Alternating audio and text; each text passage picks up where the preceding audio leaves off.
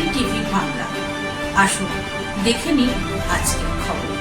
আজ নওদায় হুমায়ুন এবং ওয়াইসির জোড়া আক্রমণে কাঁপল থরথর করে নওদা জনসভা।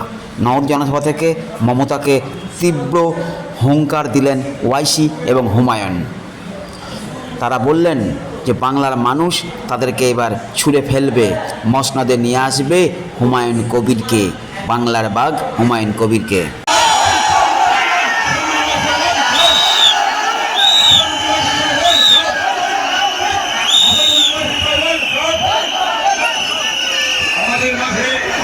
উপস্থিত হয়েছেন ভারতবর্ষের বক্তা ব্যারিস্টার নির্বাচী সুপ্রিমো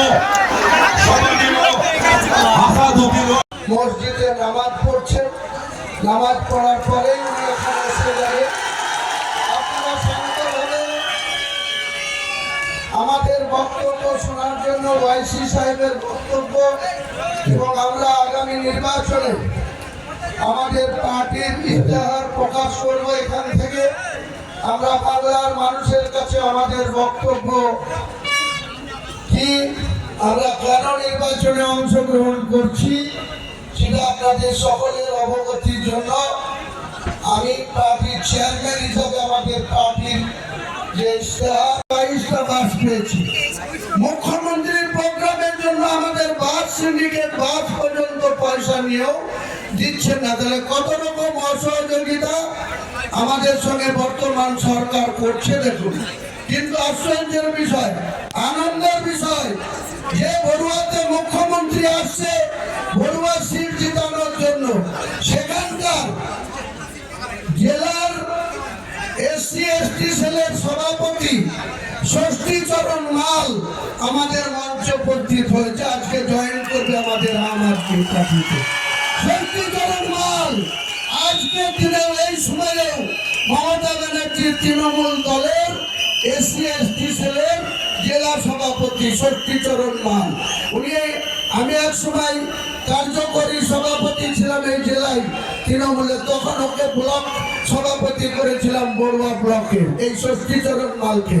তাই আমার টানে সাড়া দিয়ে আজকে তৃণমূল ত্যাগ করে মমতা ব্যানার্জি যখন ওখানকার একটা মাঠে উপস্থিত হচ্ছে তখন উনি সরাসরি বড়ুয়া থেকে আমার সাথে যোগাযোগ করে এই মঞ্চে হাজির হয়েছে।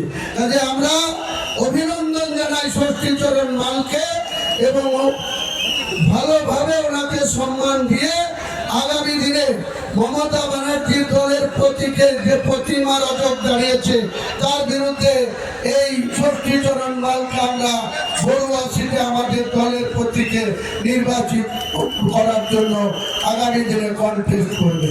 নমস্কার।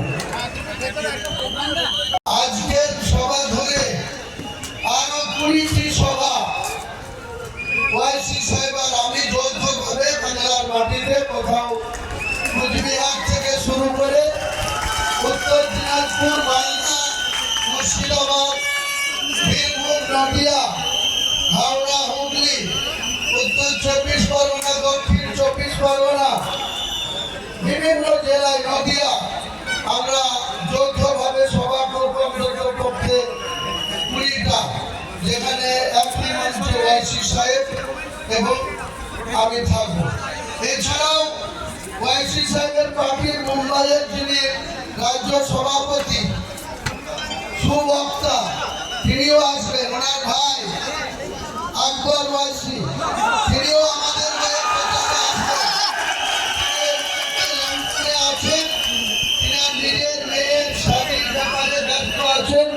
কথা হয়েছে তিনিও আমাদের দলের হয়ে বা তাদের দলের হয়ে আমাদের জোটবদ্ধভাবে যে লড়াই, সেই লড়াইয়ে আকবর ওয়াইসিও আসবে এবং বিহারে যারা নির্বাচিত হয়েছে, এমনকি মহারাষ্ট্রে যে মহিলা মেয়র নির্বাচনে বা কর্পোরেশন নির্বাচনে জয়ী হয়েছে, যাওয়ার পর মহারাষ্ট্রের রেজাল্ট পাবে, তিনি একটা কথা বলেছিলেন, কিতনা হারায়া ও কিতনা হারায়া ও লবিও আমাদের হয়ে প্রচারে আসবে। তাহলে আগামী দিন অনেক কিছু অপেক্ষা করছে। আপনারা আজকের ধৈর্য ত্রুটি ঘটাবেন না। আমাদের 2টো পর্যন্ত সভা চলবে। 2টোর পরে আমাকেও বহরমপুর যেতে হবে গণনার সাবমিট করতে। আর ওয়াইসি সাহেব আবার এয়ারপোর্টের উদ্দেশ্যে যাবে, কারণ ওনাকে 7:30টায় ফ্লাইট করে কালকে আসামের গুয়াহাটিতে ওনার প্রোগ্রাম আছে। কাজে স্বাভাবিকভাবে আমাদেরকে সময়সীমা বেঁধে দিয়ে আমরা কর্মসূচি করব। কাজে আপনারা ধৈর্য ধরে একটু কষ্ট হলেও আমাদের এই সভা পরিচালনার ক্ষেত্রে আপনাদের সহযোগিতা আমি চাইছি। সবাই আপনারা নিশ্চয় ধৈর্য ধরে আমাদের বক্তব্য শুনবেন। ওয়াইসি সাহেব হায়দ্রাবাদ থেকে সকাল 7:40 এয়ারপোর্টে নেমে বেলডাঙ্গায় পৌঁছে গিয়েছে। সরুলিয়া নামাজ পড়ছে, তারপরে এখানে এসে উনি পৌঁছাবেন ইনশাআল্লাহ। সবাই